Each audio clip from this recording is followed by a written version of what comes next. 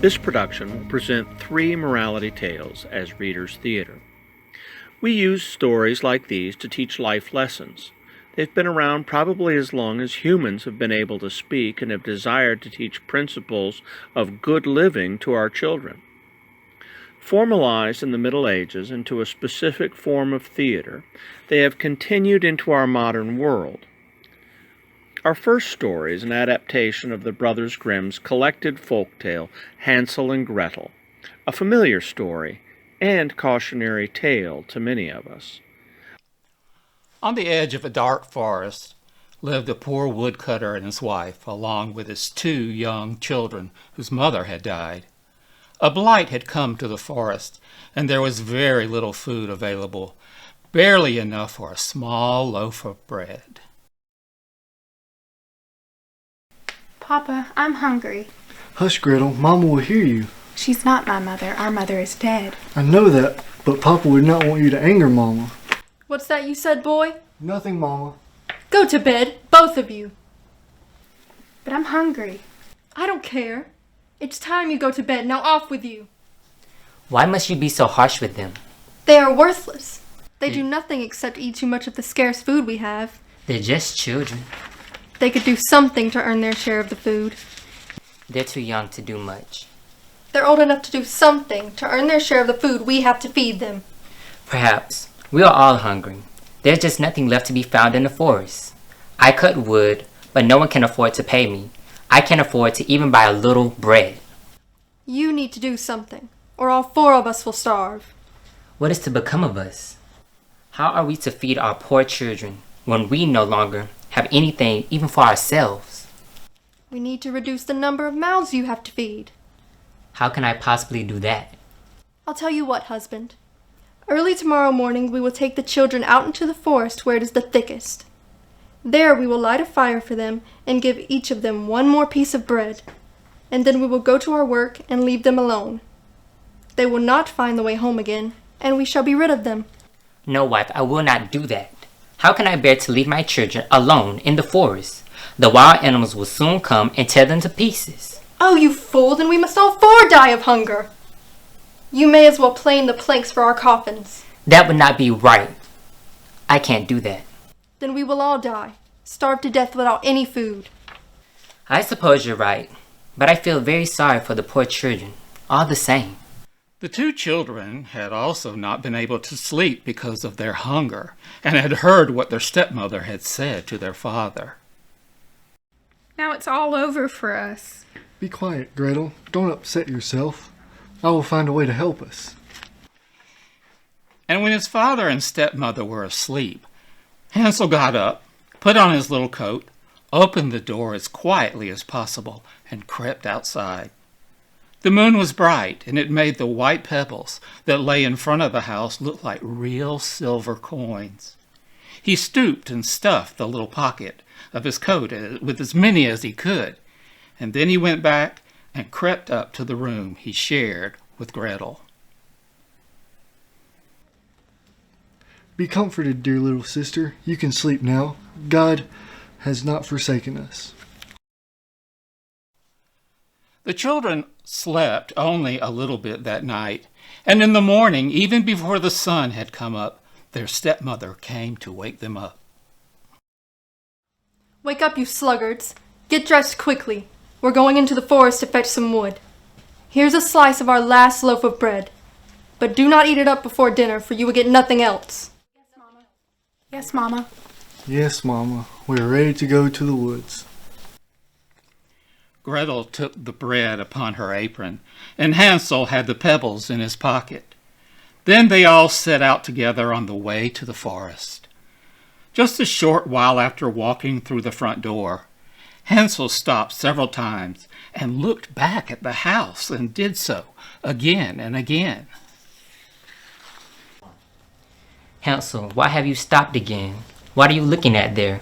Come along, we must hurry. Pay attention and do not forget how to use your legs. Sorry, Father. I was looking at the little white cat on the roof. It was trying to say goodbye to me. Little fool. That is not a little cat. That is just the morning sun peeking over the roof and shining on the chimney. Hansel, however, had not been looking at a cat, but had been periodically throwing one of the white pebble stones out of his pocket on the road. Some time later, they had reached a spot deep in the dark forest. Now, children, pile up the wood. I will light a fire so that you may not be cold. Yes, Papa. How much wood should we pile up? Don't waste wood on them. We need enough to try and sell for us this evening. Yes, Papa. Make a pile as high as Gretel is tall. Yes, Papa. Gretel, let's go find the wood. Why should we waste that much firewood on those two? They're just children, wife. They should be warm. Hansel and Gretel gathered brushwood together as high as Gretel was tall. Then the brushwood was lighted and the flames were burning very high. Now, children, sit down by the fire and rest. We will go into the forest and cut some wood. When we have done, we will come back and fetch you to go back home. Don't wander off, children. We don't want to have to look for you when the sun starts to go down. No, Papa. We'll stay here. I'll keep Gretel safe. I know you will, Hansel. Let's go, husband. There's a lot to do. Yes, wife. Hansel and Gretel sat by the fire, and when noon came, each ate a little piece of bread. Brother, I'm afraid. Will Papa and Mama really leave us out here? Don't be afraid, Gretel. I will protect you. They will come to get us. You heard Mama. She said they would. But last night, They were hungry last night. It will be different today. I was hungry last night too. Me too.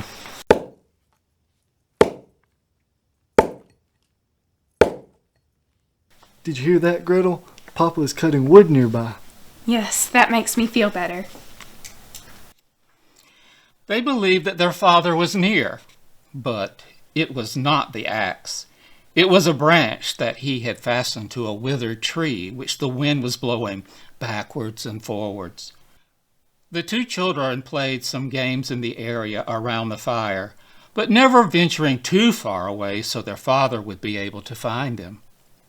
After they had been sitting such a long time, their eyes closed with fatigue, and they fell fast asleep. When at last they awoke, it was already dark night. Oh, Hansel, brother, wake up, it's dark. The fire is nearly burned out. I'm cold. Gretel, what is it? Has Papa come for us? No, it's dark. I hear wild animals. Where's Papa? Maybe he missed us in the dark. Mama must have made him leave us behind. How are we going to get out of the forest now? It'll be okay. Just wait a little until the moon has risen, and we will soon find the way. And when the full moon had risen, Hansel took his little sister by the hand and started walking. See, Gretel? The white pebbles that shine in the moonlight. They will lead us back home. Oh, brother, you did find a way to help us. We will get home at last. They walked the whole night long, and by break of day came once more to their father's house. They knocked at the door, and their stepmother opened it. It's you! Naughty children, why have you slept so long in the forest? We thought you were never coming back at all. Wife, stand aside. Let them come in by the fire. As you command, husband. Come to me, my children, my precious Gretel and her brave brother Hansel. I took care of her, Papa, just as I said I would. Yes, you did. I'm happy that you both made it home safe. Give them something to eat, wife. There is nothing to give. Then give them my bread. I'll go without. Fool. There was still a great dread throughout the land. And that night, after having gone to bed hungry again, the children heard their stepmother talking to their father. Everything is eaten again. We have 1/2 loaf left, and that is the end. What can we do? Isn't it clear? The children must go. We will take them farther into the woods so they will not find their way out again. No, I cannot do that again. We can't turn away the children. I won't do it. There is no other means of saving ourselves. I will not be hungry. You can starve yourself for those brats, but I won't. It would be better to share the last mouthful with the children. Then you want to die too, because that's what it would mean. Certain death for us all. Don't be so angry, wife. They both knew that the argument was over. She refused to listen to anything he had to say. He knew that because he had yielded the first time, he had to do so a second time too. Once again, the children were still awake and had heard the conversation. When their father and stepmother were fallen asleep, Hansel again got up and wanted to go out and pick up pebbles as he had done before, but Hansel could not get out. Gretel, Mama has locked the door. I can't get more stones to make a path to follow home again. What will we do? Can you think of anything? Do not cry, Gretel. Go to sleep quietly. The good God will help us. Early in the morning, their stepmother came and took the children out of their beds. Their piece of bread was given to them, but it was less than half what they had received the time before. On the way into the forest, Hansel crumbled his in his pocket and often threw a morsel on the ground. Hansel, why do you stop and look around? Come on. I'm looking at the little pigeon which wants to say goodbye to me. Always the little fool. That is not a pigeon. That is the morning sun that is shining on the chimney. Hansel, however, little by little, threw all the crumbs on the path as the woman led the children still deeper into the forest, where they had never in their lives been before. Then again, a large fire was made.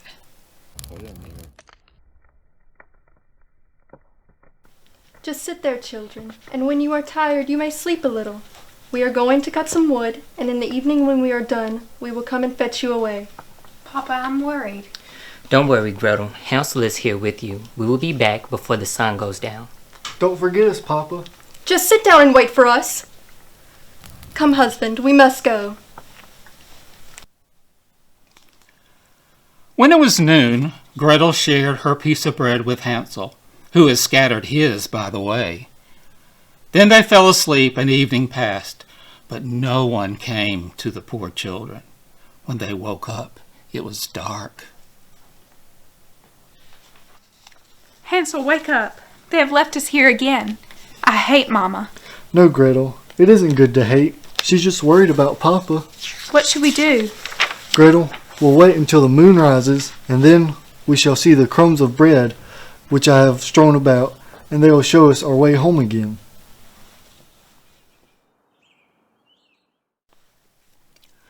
When the moon came up, they set out, but they found no crumbs, for the many thousands of birds that fly about in the woods and fields had picked them all up. Where's the bread, Hansel? I don't see any. Don't worry, little sister. We shall soon find the way. They searched and searched, but they did not find it. They walked the whole night and all the next day too, from morning till evening. They walked and rested occasionally, and then walked again, but they did not get out of the forest. They were very hungry, because they had nothing to eat but 2 or 3 berries, which they found growing wild. Finally, they were so tired that their legs would carry them no longer, and they sat down beneath a tree. Gretel, let's rest here through the night. I'll work on a plan to get us back home. I'm so tired, brother. I don't know what to do. I'm hungry, too. I'd be happy with a single crust of bread from Mama. Me too, Gretel. Just lay down next to me and sleep. We'll find our way home tomorrow. I'm sure of it.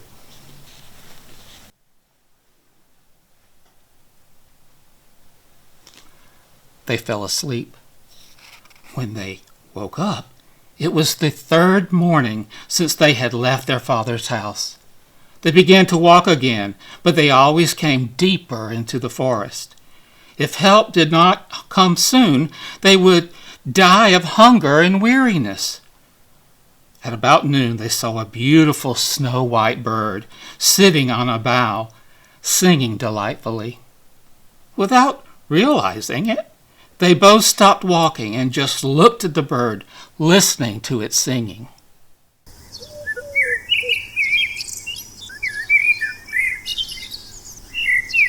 That bird makes me think of home. It makes me think of Papa and the smell of fresh cut timber. It makes me think of bread and cakes. It makes me think of when our mother was still alive. When the bird had finished its song, it spread its wings and flew away before them. Let's follow it. Yes, and don't let it out of your sight. So they followed it until they reached a little house, and the bird perched on the roof. When they approached the little house, they saw that it was built of gingerbread and covered with cakes, but that the windows were made of clear sugar. It's all made of bread and cakes, just like the bird's song. We will set to work on that and have a good meal. I will eat a bit of the roof, and you, Gretel, can eat some of the window. It will taste sweet. I'm so hungry I could eat it all. Hansel reached up and broke off a little of the roof to try to see how it tasted, and Gretel leaned against the window and nibbled at the panes.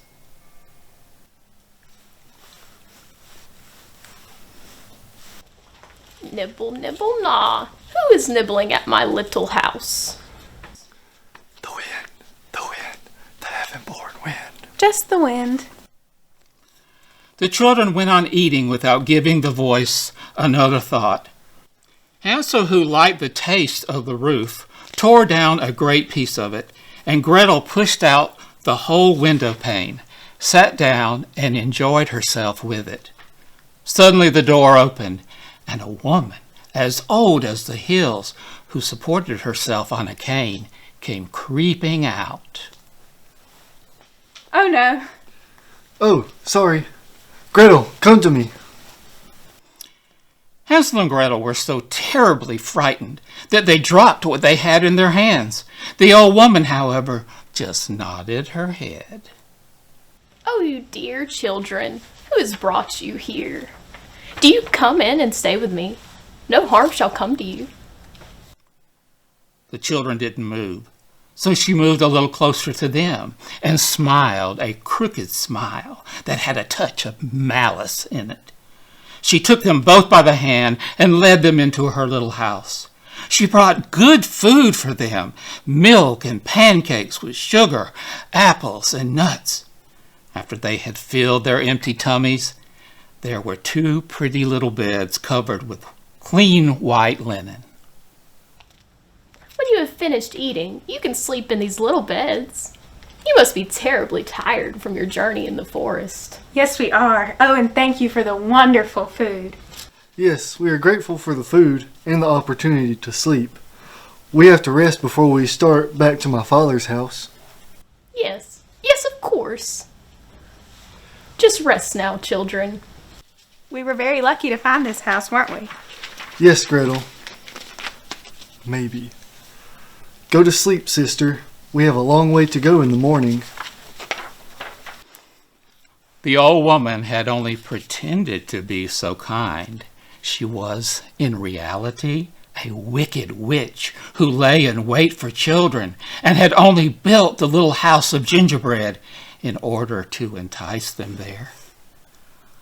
When a child fell into her power, she killed it, cooked it, and ate it, and that was a feast day with her. Witches have red eyes and cannot see far, but they have a keen scent like beasts and are aware when human beings draw near. When Hansel and Gretel had settled to sleep, she went to her kitchen to prepare for the next day. I have them now. They shall not escape me. They'll make a pleasant little mouthful. Early in the morning, before the children were awake, she was already up, and when she saw them sleeping with their plump and rosy cheeks, she could barely control herself. Time to wake up, my little dumplings. Neither Hansel nor Gretel even stirred. The witch grew angry. She grabbed Hansel with her shriveled hand, carried him into a little stable, and locked him in behind a grated door. Scream as he might, no one could hear him. Then she went to Gretel and shook her till she awoke. Get up, lazy thing. Fetch some water. And cook something good for your brother. He is in the stable outside, and is to be made fat. When he is fat, I will eat him. No, I won't do it. That's just mean. You do as you're told, you little wretch. I'll keep you around until later, but only if you are always very quiet. You're an old witch, that's what you are. Why, yes. Yes, I am. Now go make your brother some breakfast. Gretel began to weep bitterly, but it was all in vain, for she was forced to do what the wicked witch commanded. So she cooked the best food for poor Hansel, but Gretel got nothing but eggshells and moldy bread crusts. Every morning the witch crept to the little stable and shoved the food through the grate. Boy, stretch out your finger that I may feel if you will soon be fat. Yes, ma'am. Instead, Hansel stretched out a little bone that he had saved from his first meal to her. The old witch, who had dim eyes, could not see it and thought it was Hansel's finger. She was astonished that he did not seem to be getting any fatter. What's this, boy? You're still skinny? We need to feed you more. A young boy should be nice and fat before I eat him. You would hardly make one meal as you are. When 4 weeks had gone by and Hansel remained thin, she was seized with impatience and would not wait any longer. Now then, Gretel, get up and bring some water. It doesn't matter if Hansel is fat or lean. Tomorrow I will kill him and cook him. Poor Hansel. I wish I could rescue him just as he protected me in the woods when we were lost. Dear God, help us. If the wild beasts in the forest had devoured us, we should have at least died together. Keep your crying and your nonsense to yourself. It won't help you at all. Oh, Hansel, brother, I'm so sorry. Now hurry. Take that cauldron of water out and put it on the fire to heat. Then come back in here and start the baking. I've already heated the oven and knead the dough for the bread. Gretel hurried out with the cauldron and stopped by the stable to talk to Hansel. Oh, Hansel, the witch is going to boil you and eat you. I wish there was something I could do to save you. Don't worry about me, Gretel. Just look for an opportunity to save yourself. The old witch does not see very well. I've been tricking her with an old bone for weeks. So, when she looks away, maybe you can run away. Keep going and don't look back. Papa is sure to be looking for us. I can't leave without you, brother. I will find a way to save you, just as you took care of me in the forest. With that, Gretel returned to the house. What took you so long? I stopped by the stable to look at how fat my brother is. He isn't very fat, is he? I don't understand how that boy can eat so much and not get good and fat. Still, I'll eat him anyway. Maybe there will be enough of him to last a day or two before it will be your turn. No, you'll never eat me. Hush your noise and go check on the oven. The flames are starting to heat up. Creep in and see if it is properly heated so that we can put the bread in. The witch had decided to take care of Gretel and her brother together. She figured that once Gretel was inside the oven, she would shut the oven and let the child bake in it. Then she would eat her too. In that moment, though, Gretel saw how she could save herself and her brother too. I don't know how to do it. How do I get in? Silly goose. The door is big enough. See? I can get in myself. The witch crept up and thrust her head into the oven. Then Gretel gave her a push that drove her far into it. Before she could get out again, Gretel shut the iron door and fastened the bolt. Ah! What have you done, you miserable little wretch? Let me out of here! After that, the witch said nothing ever again, and the godless witch was miserably burnt to death. Gretel, however, ran like lightning to Hansel and opened his little stable. Hansel, we're saved. The old witch is dead. Oh, Gretel, you saved yourself. And you saved me, too. Then Hansel sprang like a bird from its cage when the door is open. They rejoiced and embraced each other. With the witch gone, the children went into the witch's house to gather food for their journey home. As they looked around, they found huge chests of treasure in every corner. The chests were full of pearls and jewels. These are far better than pebbles. I'm going to fill my pockets with these and take them home to Papa. Then we'll be able to buy food and eat like kings. I will take something home with me, too. I can fill my pinafore. But now we must be off, so we may get out of the witch's forest. When they had walked for 2 hours, they came to a great stretch of water. We cannot cross. I see no footplank and no bridge. Also, there is no ferry, but I see a little white duck swimming there. If I ask her, she will help us over. Little duck, dost thou see? Hansel and Gretel are waiting for thee. There isn't a plank or a bridge in sight. Take us across on thy back so white. The duck came to them, and Hansel seated himself on its back. Come and sit by me, Gretel. I don't want to be separated from you anymore. No, that will be too heavy for the little duck. She shall take us across, one after the other. The good little duck did so, and when they were once safely across and had walked for a short time, the forest seemed to be more and more familiar to them. Then they saw way off their father's house. Then they began to run, rushed into the parlor, and threw themselves around their father's neck. Oh, Papa! Oh, Papa! My children, God has brought you back to me, safe at last. The man had not known one happy hour since he had left their children in the forest. His wife, their stepmother, however, was dead. Gretel emptied her pinafore until pearls and precious stones ran about the room, and Hansel threw one handful after another out of his pocket to add to them.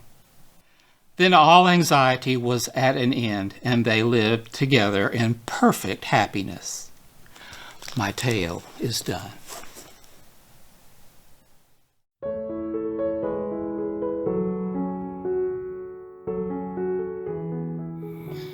Our next story is a short tale from 1916.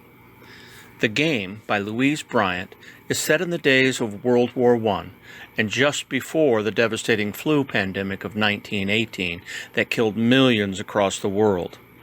It shows us the seemingly arbitrary game of life and death and the power of love.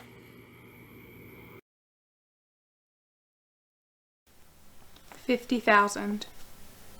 51. 65. 90. Come, life. Forget your losses. It's no fun playing with a dull partner. I had hoped for a good game tonight, although there is little in it for me. Just a couple of suicides. My dear Death, I wish you would grant me a favor. A favor? A favor?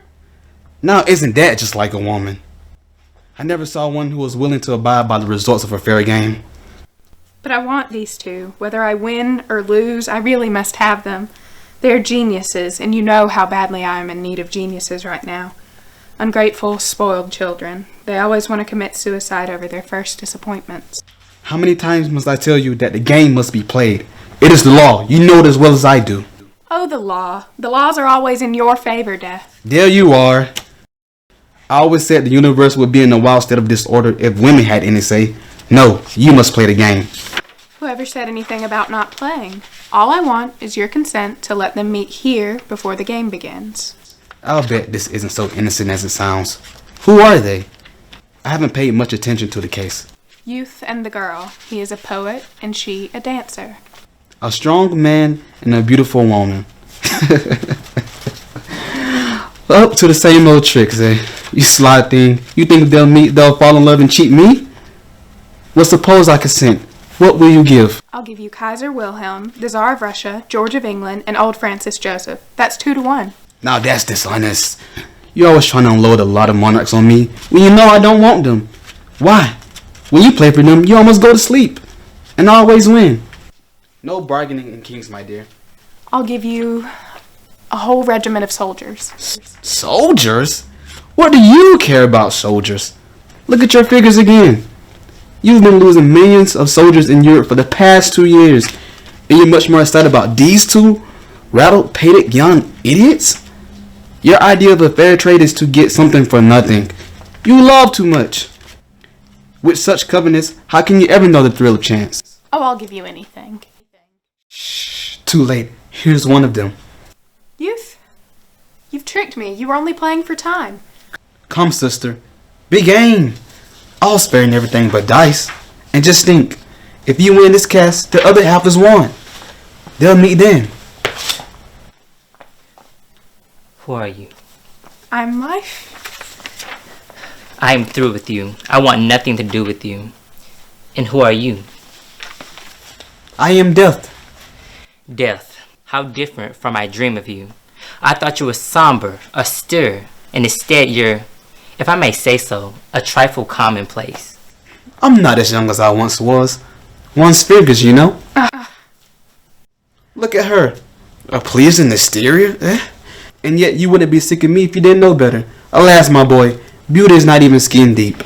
That is true. Ah, Death, I've been seeking you for weeks. Yet I am always present. Where did you seek me?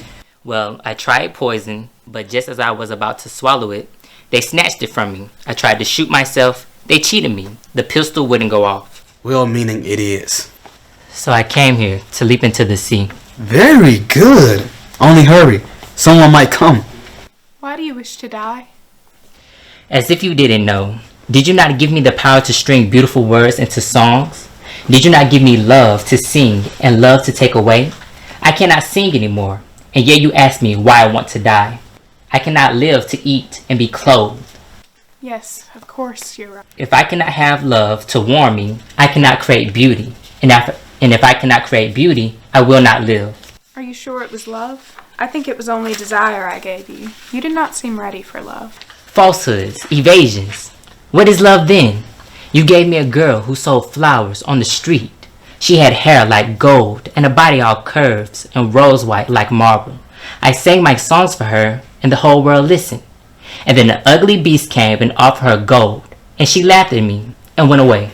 That is love, my boy. You're looking to find it so young. Now, I know it was desire. Why would she persist in lying? I am a sport and a gentleman, and I must admit that life is as truthful as I am. Listen, youth, and answer me. Did your sweetheart understand your songs? Why should she? Women do not have to understand. They must be fragrant and beautiful, like flowers. And is that all? I don't know many women. I will show you one who understands your songs. She is coming here To leap in the sea like you. because she is lonely, waiting for you. For me? But I do not know her. But she knows you through your songs. And you have been seeking me for weeks? Are you to be fooled again by this tricky charlatan? There is no place for cowards among the lofty dead. Of death, please forgive me. Life, farewell. Hold, we must play first. So now it is you who are asking me to play. Come, life, do me a favor. Give me this one, and this girl shall be yours. No, the game must be played. It's the law. I have won! Then I am to live, in spite of myself. Death, I have lost you. Life, I hate you. Without love, you are crueler than death. Soon the girl will be here. Then you will think me beautiful. That's the comedy of it. You probably will, you know. Promises, promises. Love comes but one. Who are you? I am Life. Oh, Life, dear, I must leave you. I cannot bear you any longer. You are so white and so cold. What have you to complain of? Have I not given you fame and worship and wealth? What are all these without love? What? You without love? How about those who stand at the stage door every evening and send you flowers and jewels? One of them shot himself because you stepped on his flowers. Believe me, my dear, that is all the love there is. Love? No, that was desire. Desire when they seek you, love when you seek them. No, no. Love understands. They didn't. They wanted to buy me in order to destroy me. That is why I stamped on their flowers. The young and incredibly sentimental. Good. I'm glad you did. Why? Who are you? I am youth. Youth? The poet? You? Oh, I know all of your songs by heart. I have kissed every line. Always when I dance, I try to dance to them. But why are you here? He came to throw himself into the sea. Oh no, you must not. What would the poor world do without your beautiful songs? Do not be afraid, my dear. I have won. Alas. Why did you want to die? His sweetheart left him. His sweetheart? So he loves someone. I don't believe you. How could any woman he loved when he sings so sweetly? His songs meant nothing to her. Nothing? Oh, then she was not worth your love. She was like the men who wait for me at the stage door. She wanted to destroy you. Such is life, my dear young lady. Love is the destroyer always. You're right. It's all a myth. Life, love, happiness. I must idolize these things. Someone, something, and then the bubbles burst. And I'm all alone. No, if she could not understand me, no one could understand. Oh, how wrong you are. I understand. Don't you believe me? I have danced all you have sung. Do you remember the bird calls?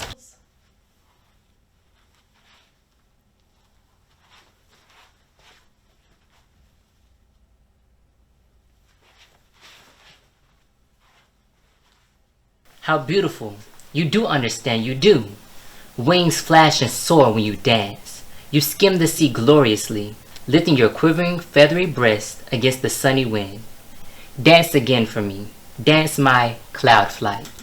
Oh, the loveliest of all. But I can never dance for you anymore. I came here to die. And you've forgotten it already. Oh, you're all alike, you suicides. Life's shallowest little deceit fools you again. Though you have seen through her and know her for what she is. But I have found youth. Yes, and youth has found love. Real love. Love at last. Love that burns like fire and flowers like the trees. You shall not die. And I will fight you for her. Love is stronger than death. In life, you mean. Think of the great lovers of the world. Paolo and Francesca. Romeo and Juliet. Tristan and Isolde. I claim them all. Who are you to set yourself up against such august precedents? You think he loves you? It is not you he loves, but you're dancing of his songs. He is a poet. Therefore he only loves himself. And his sweetheart from lack of whom he was going to die? See? He has already forgotten her, as you will one day be forgotten. Why ask too much of me? I can only give happiness for a moment, but it is real happiness. Love, creation, unity with the tremendous rhythm of the universe. I can't promise it will endure. I won't say you will not someday be forgotten. What if it is himself he loves in you? That too is love. To be supremely happy for a moment, an hour, that is worth living for. Life offers you many things, I but one. She pours out her sunshine before you to make you glad. She sends the winter to chill your heart. She gives you love and desire and takes them away. She brings you warm quietness and kills it with hunger and anxiety. Life offers you many things, I but one.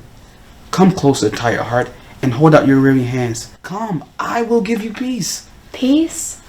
Do you think I want peace? I, a dancer? A child of the whirling winds? Do you think I would be blind to the sunlight, deaf to youth's music, to my sweet applause, dumb to laughter? All this joy that is in me, scattered in darkness. Dust in my hair, in my eyes, on my dancing feet. And yet life is so cruel. My dearest, we will never leave one another. She is mine. Haven't you forgotten something? The game. It is half won. She too has found love. But in willing to die, she laid her life on the knees of fate. So we must play for her. It is the law. Oh, I'm not afraid to play. This time, I have you, Death. Help me? Life, I am cleverer than you. On this game hangs the doom of both. Of both. You lie, Death. I've already won. Youth cannot die. Youth cannot die, you say. True. But the girl dies if I win. Isn't that so? Well, if she dies, what then? He loves her, yet he cannot follow. Nay, he shall live forever mute, forever regretting his lost love. Oh, Death, I beg of you. Oh, life on her knees to death? No, sister. I couldn't help you if I would. It is the law. Let us play. It is the law.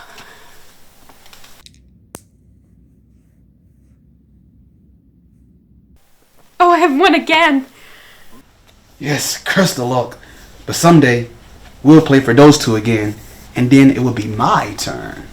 Yes, but we'll have lived. Until then, Death, you are powerless. I fear you not, and I will guard her from you. Geniuses? Geniuses? How brave, how strong, how beautiful is my lover.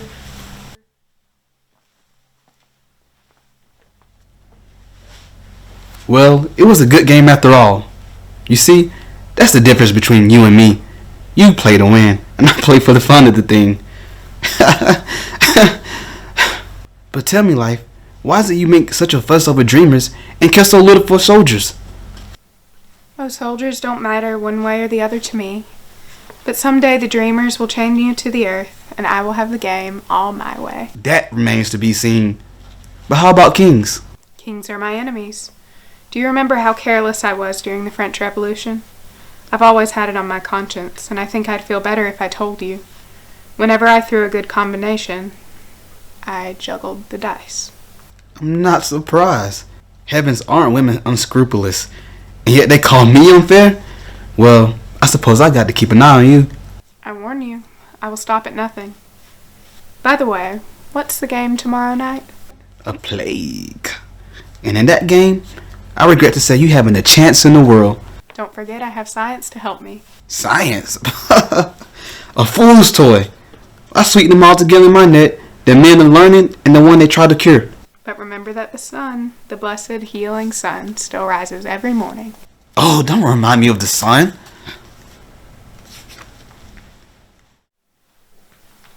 $200,000. 75. 310. I must never let him know how much I mind losing soldiers. They are the flower of youth. There are dreamers among them.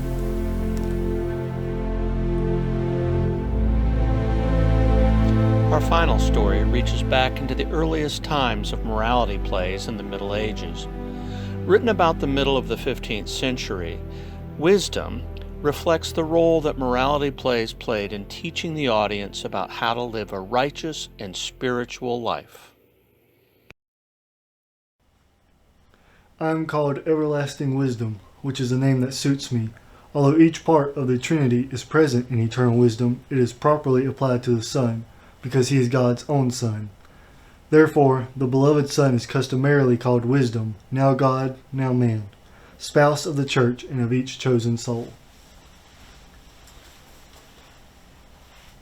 From my youth I have sought a spouse most specially of your character.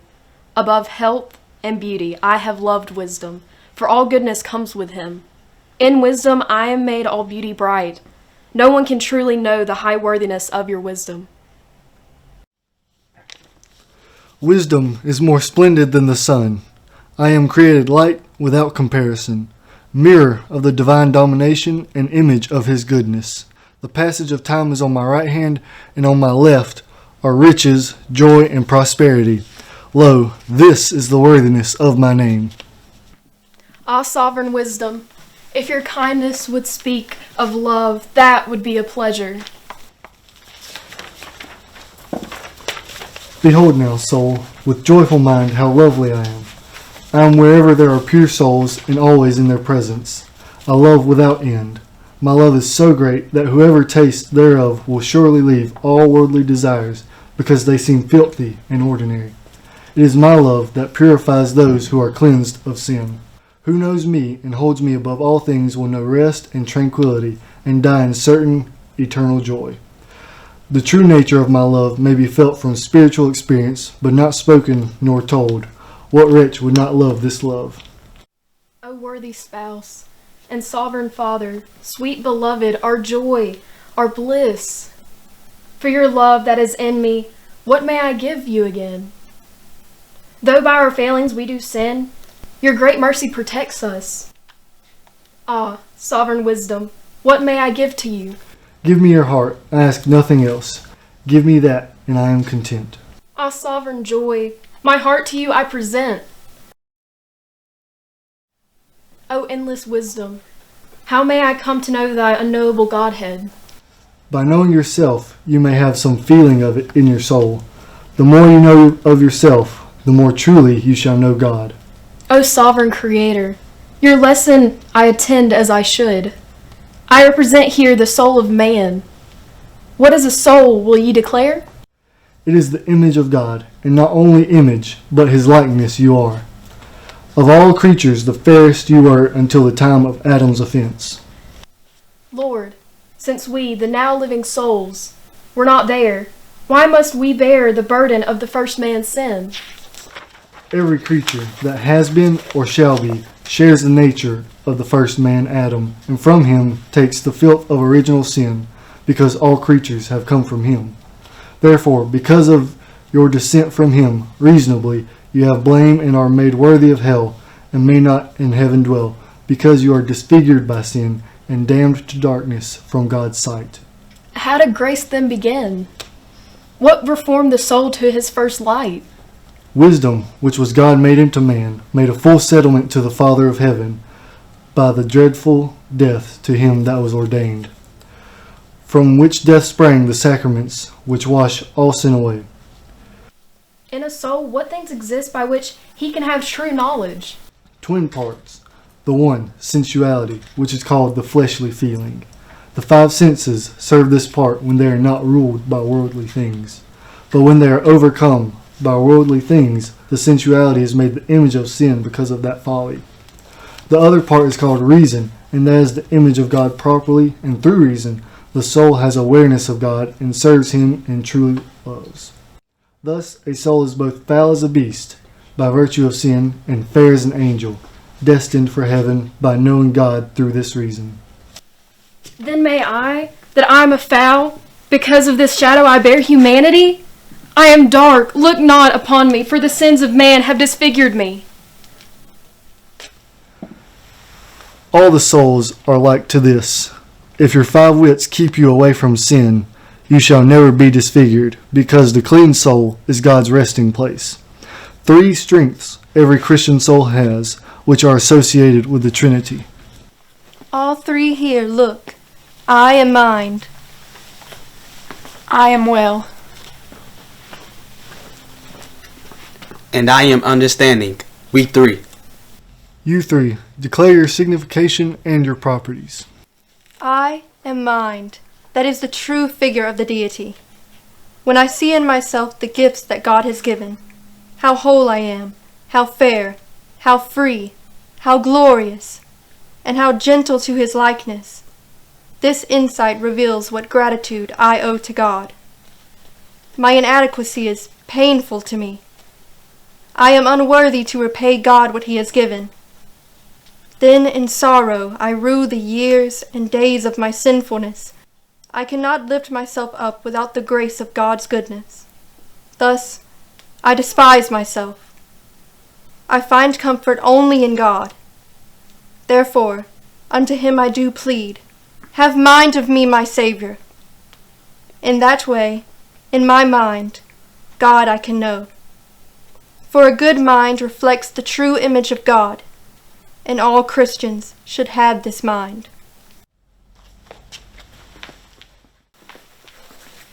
I of the soul am the will. I am also a likeness and a figure of the Godhead. With good will no man may be lost, and without good will no man will ever have eternal bliss. If a soul desires to earn a great reward, he must have a great will in thought or deed, and be virtuous in conscience. It is in the will alone that a soul takes action. Therefore, the will must be well disposed and not distracted with sin. The will must give account before it gives consent to action. It must be focused only on God. That way, when good will rises, God is in us, and the soul performs the deed truly. Our good will is from God, because without Him, we have nothing on our own but sin, wretchedness, and folly.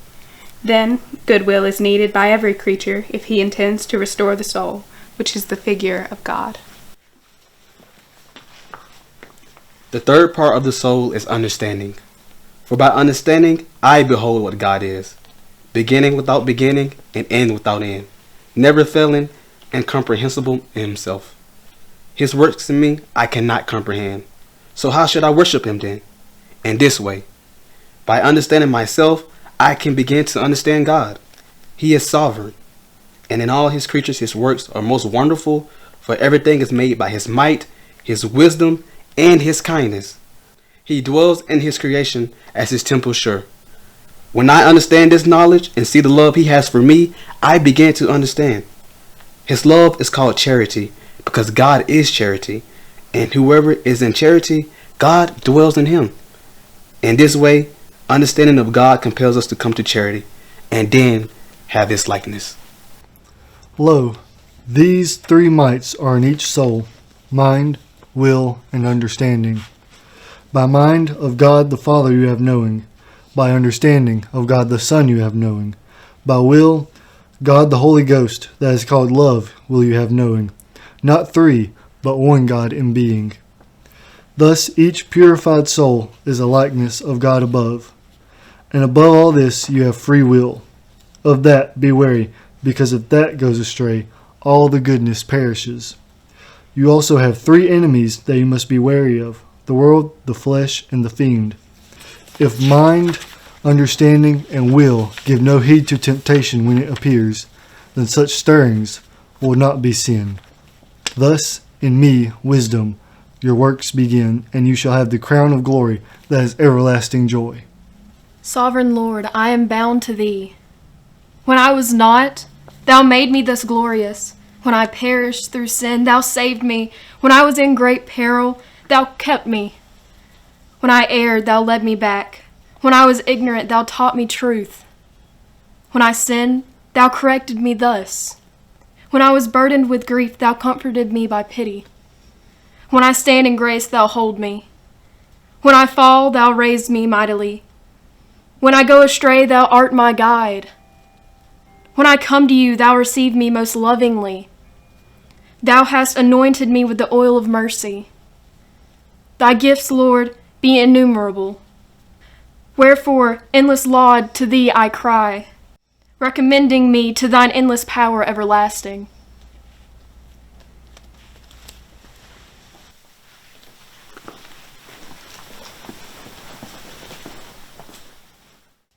Out, Harrow, I roar! Envy makes me frown. God hath made man to take my place. All of them that come here I shall tempt sorely, because I am he that began sin. I was an angel of light.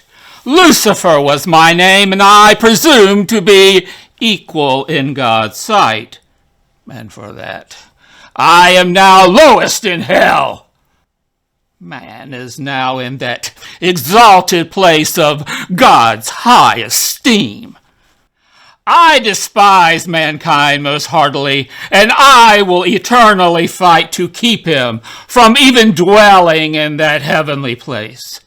I know all the moods of man, and therefore I tempt him whenever possible. I confuse his mind with weaknesses, such that woe is upon him that God ever created him. Man is made in God's likeness and is the most glorious of any creature that ever was created. I will ruin him. If he listens to my speech, I shall destroy him. In the soul, there are three parts: mind, will, and understanding. I know this well. The flesh of man is easily distracted. That I will tempt. Though even when I pervert the action, it isn't sin unless the soul consents to the misdeed. To the mind of the soul I shall make suggestion, and bring his understanding to pleasure, such that his will chooses to go along with his body. Then am I sure that his deeds shall sow damnation, and then the devil will have domination over the soul. But to tempt man in my own appearance would bring him to great fearfulness. Therefore, I will change me into something bright and to dazzle and deceive him. I shall make it appear to him that perfection is sin, and prove virtue to be wickedness. Thus, under a false face, I will pervert everything, and shall never rest until the soul I destroy. My mind is ever on Jesus, who endowed us with virtue. I intend to follow his doctrine forever. My understanding is in the true God, who did renew us through faith. Pursuing his divine laws is sweeter to me than the savor of the rose. And my will is his will, in truth, that has made us his creatures so specially, yielding unto him laud and glory for his goodness. You fools! Why do you stand around doing nothing? You will perish before you know that the devil has overwhelmed you. Mind, sir. Have in mind this. He is not idle who is with God. No, sir. I will prove that is not true. Consider this. All things have due time. Prayer, fasting, labor, all of these. When time is not kept, that deed is amiss. Let me clarify. For example, here is a man that lives worldly. He has a wife, children, and servants, and others he is responsible for. Is it right for this man to leave his worldly labors aside? Is it right to let his obligations suffer, those which God gave to him, and spend that time in prayer and comfort of body? Whosoever does this is not serving God. A contemplative life is set higher. I don't believe that, because in my study I have learned that even God himself, when he was born as man, didn't live a life like that. Did he? What do you say? Was he ever in contemplation? I suppose not, by my recollection.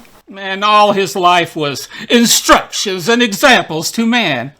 Sometimes with sinners he had conversation.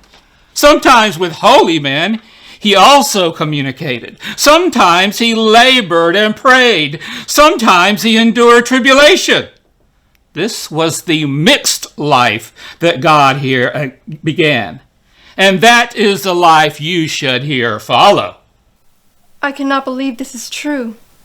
A contemplative, pious life is great danger. And here is the reason why.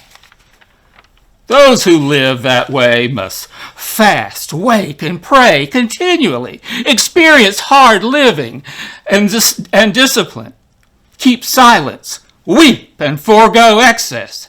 And if they fail in any of these, they offend God highly. When they have suffered so much, they then grow feeble and fall into foolishness, some into despair, and some into madness. Leave such singular business.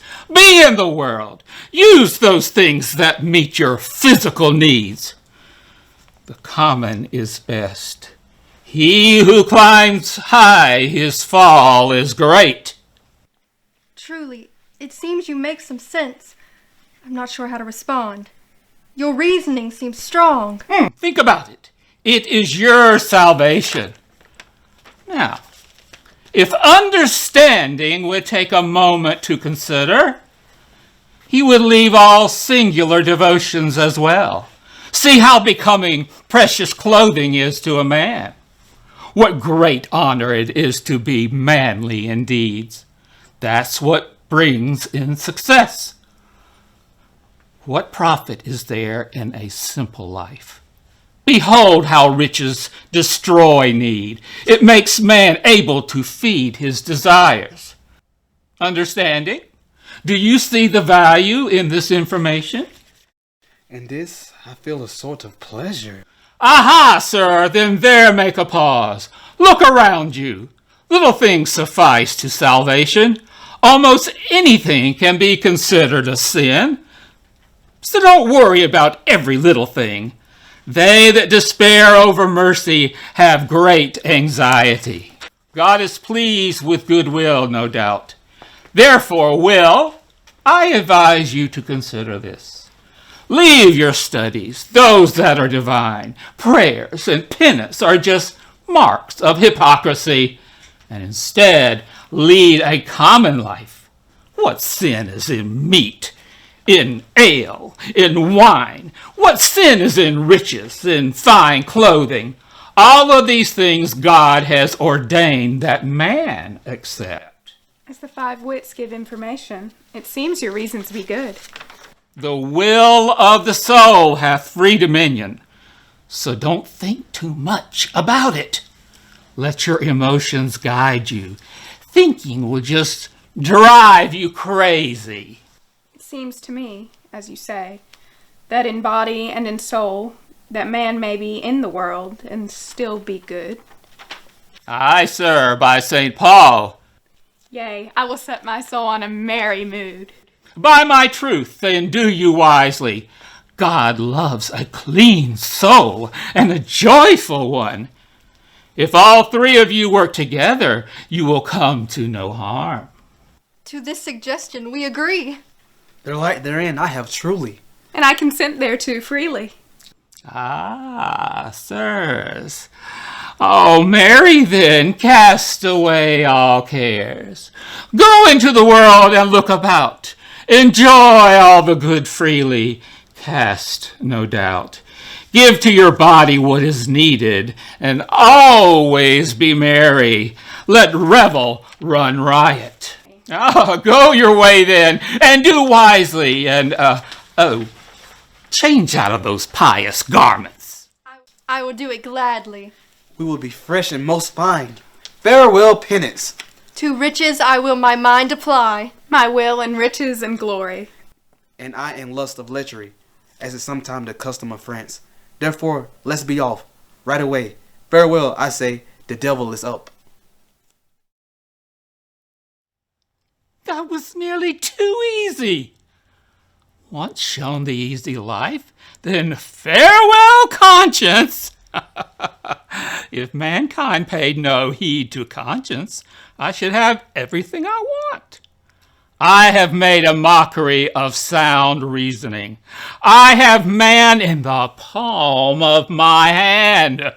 Thus eventually I shall destroy him.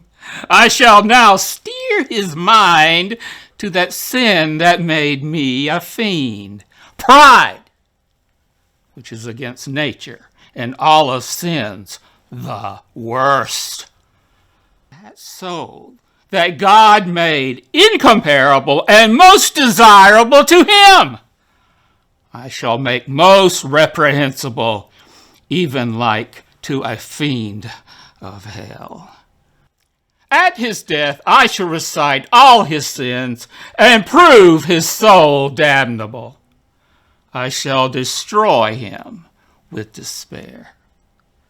When man is in deadly sin, the soul is the devil's place. Thus, by deceits and false strategies, many a soul to hell I win. Look at me here in my new clothes. I seem most handsome, yes. It is but honesty, not pride, to say so. I will be considered the best in my faith, because that fits better with my new appearance. And here I am, as fresh in faith as you, all merry, and glad now. I have gotten so many new things, God knows how. I dance, I skip. All this stuff makes one merry, truthfully. Farewell, conscience, I know you not. I would be totally happy if only I had enough. And here I am, just as jolly as both of you. I'm so good looking that it seems to me I fly. I have tasted lust. Farewell, chastity. My heart is ever more light. I am full of happiness. I delight in all things beautiful. There's no joy better than me. Oh my, a woman seems a heavenly sight. I have been blessed. Position has given me a haughty vantage.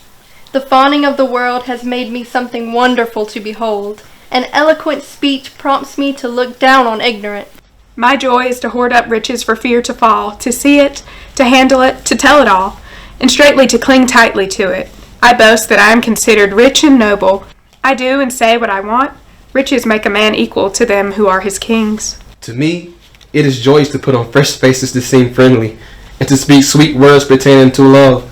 It is my joy of joys to embrace, to kiss a lover.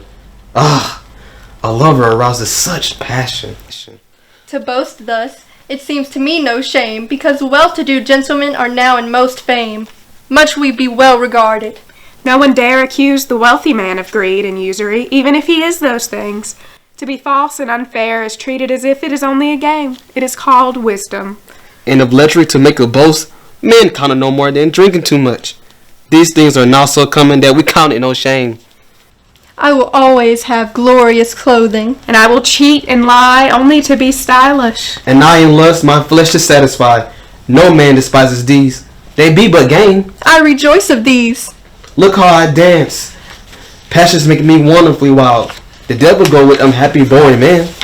The goodness of this world is in us, I know. So, we three be now in agreement? Yes, and most used everywhere. Now will we three make a dance of all the practices of our new lifestyles. This will be an enjoyable pastime. Let's see. For me, there's indignation and stubbornness, malice too and hastiness, wretchedness and discord, and the seventh one is me. I am graft. This is the devil's dance. And dance your hearts be light. Yea, woe is him who offends them. He who will not comply with their demands shall have threats. These qualities are manifest in three sins: pride, envy, and wrath. Now then, I will name mine. Men who bear two faces, truth and falsehood in one. Now let me see. First there are wrong and slight, then duplicity and falseness. Now plunder and deceit. Here you are together. They have no conscience. Their truth is based on how much they're paid.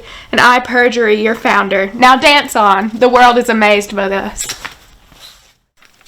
Indeed, they spend what true men save.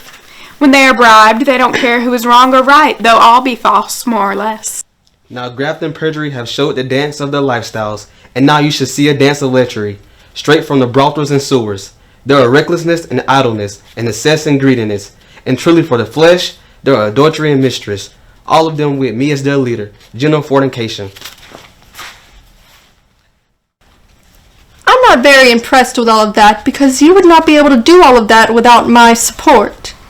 All of your sins are bought with a bribe of our substance. Whoa, do you challenge us as not being equal to you? I'll knock you down a peg or two. For that I will take vengeance. Where vices be gathered, there is always the chance for conflict. Take that, you lover of harlots. Here is the manner of France. You'll do as I say, by God. Watch it. Strike not me. I won't regret beating your body bare. Have at thee again. Hold me not. Let me go. Beware. I ding. I dash. There, go there. I tell you, let go of me. Now I curse both of you for this dancing. I agree, because evil thrives this way. Let's stop fighting, since we all agree.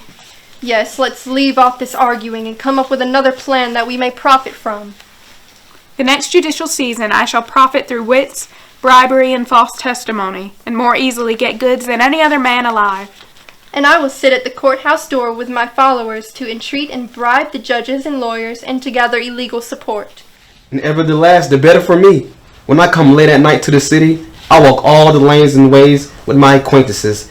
If I'm not successful there, to the brothels I resort.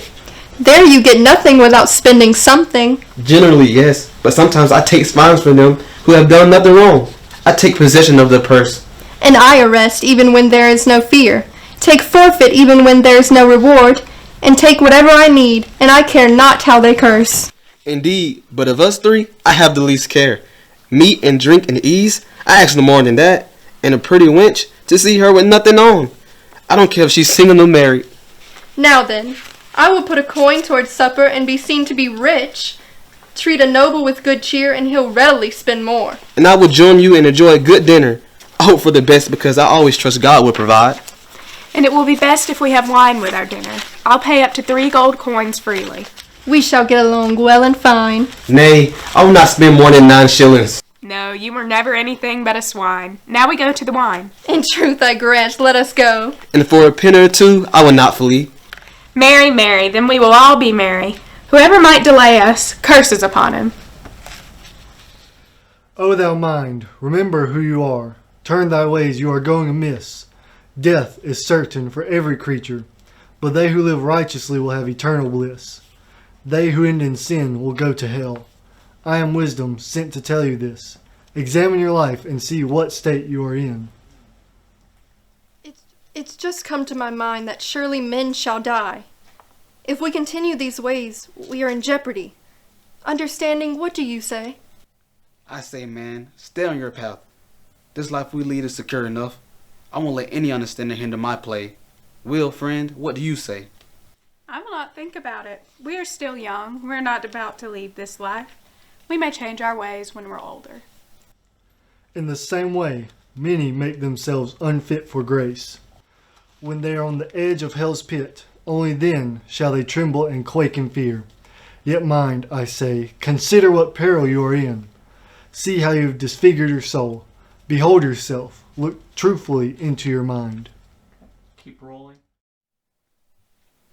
Out! I tremble for dread by St. Paul. This is fouler than any fiend. You are so defiled that you befoul God's gift. You have called up the devil. For each of your deadly sins there is a devil in your soul. What have I done? Why do you not love me? Why do you cherish thy enemy?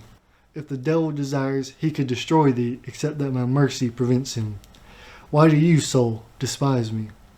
Why do you give my enemy what I have created? Why do you hate virtue? Ah, Lord, now I recognize my horrible sins and my offenses.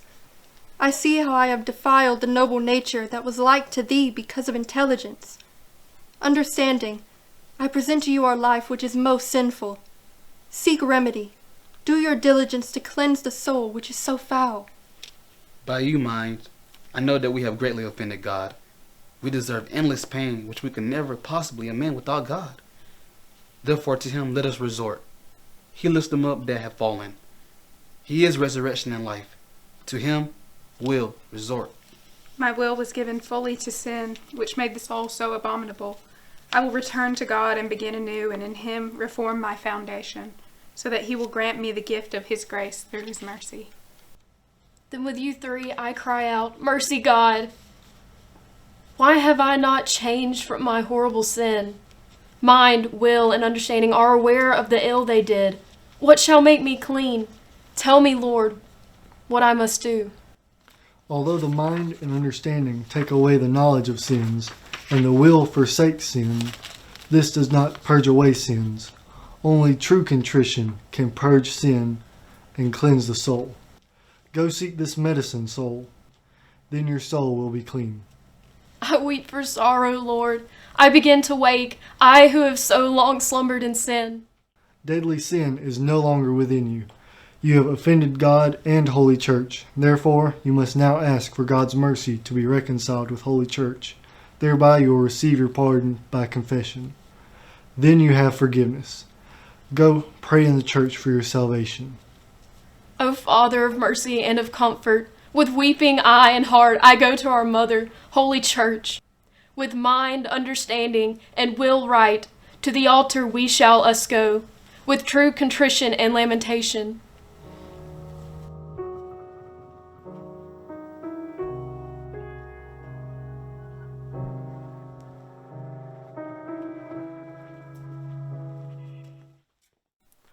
God says to all mankind, these 9 virtues please him more than others. First, spend your money for the benefit of the poor, because it does no good after you are buried. Second, true contrition over Christ's sacrifices destroys sins and sets the soul free from pains. Third, he who suffers slander, rebuke, or any adversity for God is most dear. Fourth, spend time in proper holy vigil with pure intent, and many graces from it will spring. Fifth, have compassion for thy neighbor who is sick and needy, for pity pleases God greatly. Sixth, refrain from ill speech about any fellow Christian. Seventh, do not move your neighbor to do evil. Eighth, pray often and ask God for his mercy, because that pleases him more than if all the saints prayed for thee. Ninth, love God above all else. God is pleased more with the deeds of charity than all the pains man may suffer indeed. Remember these points, man, in thy felicity. O Jesu, the Son of Virgin Mary, full of mercy and compassion, my soul is washed free of sin by thy passion. The light of grace I feel in me. Though I offended thee, with all my being, I pray for your mercy. Your mercy is great. I come to thee, Lord. You have ravished my heart by the acknowledgment you have clearly given and by the high godly love that you have. Now you are returned to your beauties bright. And since you are impotent to make atonement for your sins, I have made atonement for you. I suffered the indignities of violent death. By this you are restored, soul, and now you are the very temple of Jesus. Now you have received the crowns of victory to reign in bliss without end. Have mind, soul, that God hath restored faith in you truly. Do not be led astray by this world, but be transformed by the renewing of your spiritual senses. Do not give in to earthly glory, but be strong in faith. Though you were damned by sin, God's mercy has reformed you. Take understanding, soul. Be renewed in the spirit of your mind, and put on a new being, created in God's likeness. You are reformed in feeling, not only as a beast, but also in the higher part of your reason, by which you bear the likeness of God and have the knowledge of his mercy. Now the soul is reformed in charity, which is God truly. Put away the old ways and deeds, and be renewed in God's knowledge again, forever in bliss to reign. Then with you 3 I may say this: the Lord is good to all, and his tender mercies are over all his works. O wisdom, my joy, let each creature yield you reverence for your plentiful grace. Now, we who have found grace and restoration may say, we have peace and accord between God and us, being justified by faith. Now to the conclusion I come: constant trust and faith in the Lord is the beginning of wisdom. To you who know the Lord, the true Son of righteousness, which is our Lord Jesus, shall arise in them. Now you must every soul renew in grace and forgo all vices. And so, to end with perfection, that the doctrine of wisdom we may follow, the wisdom of the Father, grant that for his passion. Amen.